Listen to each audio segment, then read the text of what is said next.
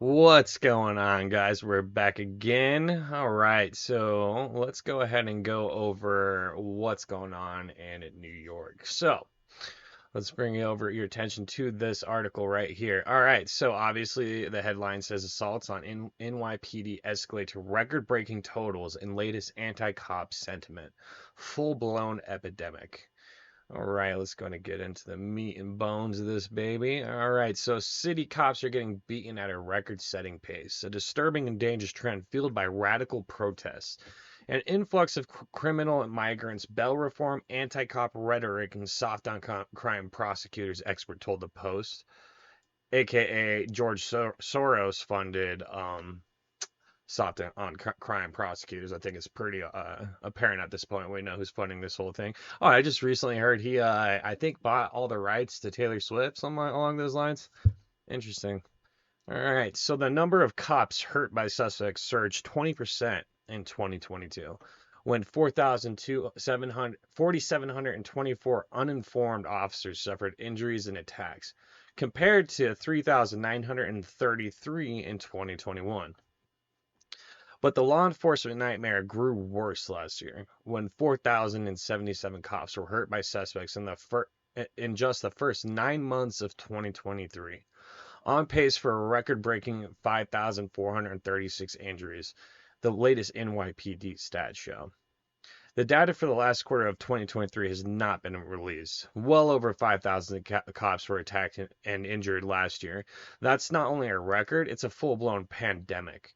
Police Benevolent Association President Patrick Hendry told the Post, "The vicious attacks on the police officers we've seen recently didn't come out of nowhere. This dangerous environment has been building up for years.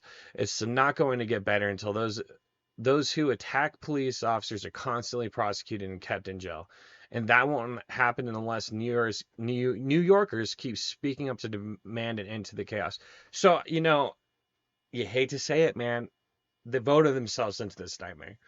And unfortunately, it is what it is. And I really don't see that ever changing. Like, that is a population that is a low information section of people that just don't really pay attention, vote blue no matter who type of crowd, right? So and this is for what I've seen, until it directly affects them, 100% them, they're never going to change, right? And unfortunately, if when the time comes that it does directly affect everybody, it's gonna be too late. I mean, it'll be so far gone at that point that it'll be done. So, hopefully they wake up sooner than later. So let's go ahead and move on with this article here. So the NYPD's threat resistant and injury data includes three categories: physical injury, substantial injury, and serious physical injury. In 2021, a total of 295 officers were substantially serious or seriously injured. That number rose 7% to 315 in 2022.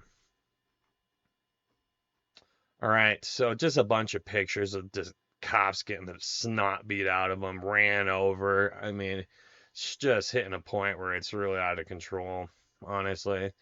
Really unfortunate. So let's go ahead and move on with this here. So in the first three quarters of 2023, there were 261 such injuries, on a pace of 10% spike to 348. The shocking stacks come a week after as many as 14 migrants joined in a vicious caught on camera beating of two police officers in Times Square. Did you guys see that? I mean, literally, I saw that lady coming for a little head stomp there. Dude, they got out of jail. Out of jail. Now, you can't sit here and tell me if that was an American,